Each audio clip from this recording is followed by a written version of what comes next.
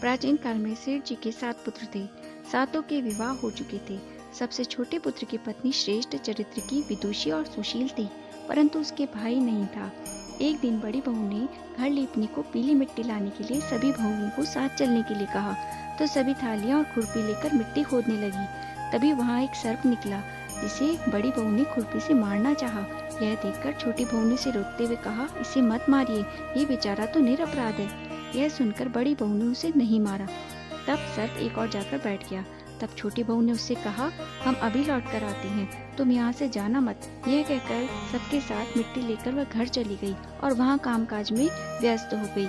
सर्प से जो वादा किया था उसे भूल गई। उसे दूसरे दिन वह बात याद आई, तो वह सबके साथ वहाँ पर पहुंची। सर्प को उस स्थान पर बैठा हुआ देखकर बोली, सर्प भैया नमस्कार। सर्प ने कहा, तू भैया कह चुकी है, इसीलिए तुझे छोड़ देता हूँ, नहीं तो झूठी बात कहने के कारण तुझे अभी डस लेता। वह बोली, भैया मुझसे भूल हो गई, उसकी क्षमा मांगती हूँ। तब सर्प बोला, अच्छा तू आज से मेरी बहन हुई और मैं तेरा भाई हुआ, तुझे जो मांगना हो मांग ले। वह बोली, भैया मेरा कोई नहीं, अच्छा हुआ जो तू मेरा भाई बन गया। कुछ दिन व्यतीत हो गए। एक दिन वह सर्प मनुष्य का रूप रखकर उसके घर आया और बोला, मेरी बहन को भेज दो। सबने कहा, उसका तो कोई भाई नहीं था। तब वह बोला, मैं दूर के रिश्ते में इसका भाई हूँ, बचपन में ही बाहर चला गया था। उसके विश्वास दिलाने पर घर के लोगों ने छोटी को उसके साथ भेज दिया। उसने मार्ग में बताया कि मैं वही सर्प हूँ, इसीलिए तो डरना नहीं, और जहाँ चलने में कठिनाई हो वहाँ मेरी पूंछ पकड़ लेना।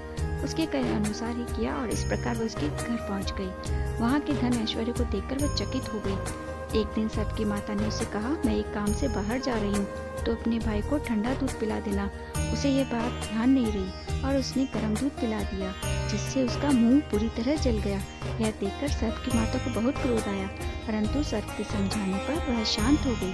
तब सर्प ने कहा कि बहन को अब उसके घर भेज देना चाहिए। तब सर्प और उसके पिता ने बहुत सारा सोना, चांदी, जवाहरात, गहने आदि देकर उसको घर पहुंचा दिया। इतना ढेर सारा धन देकर बड़ी बहू ने ईर्ष्या से कहा, भाई तो बड़ा धनवान है, तुझे तो उससे और भी धन लाना चाहिए।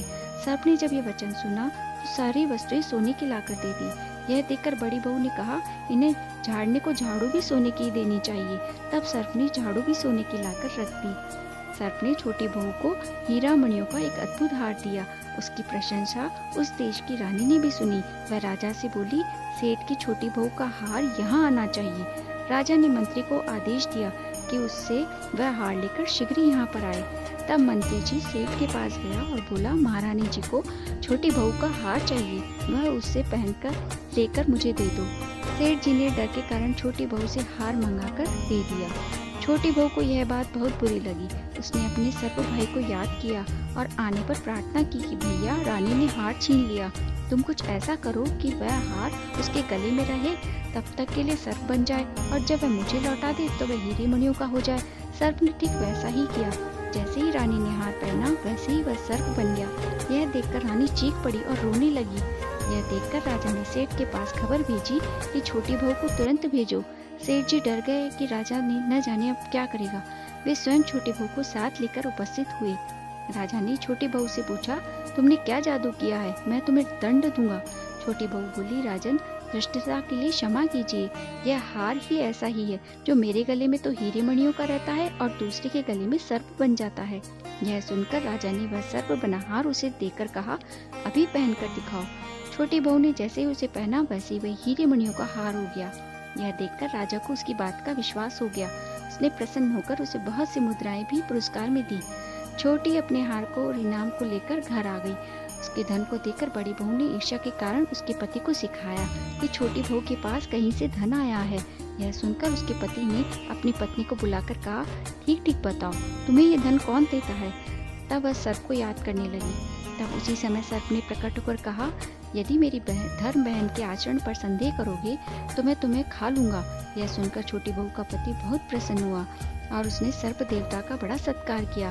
उसी दिन से नाग पंचमी का त्योहार मनाया जाने लगा। स्त्रियां सर्प को भाई मानकर उसकी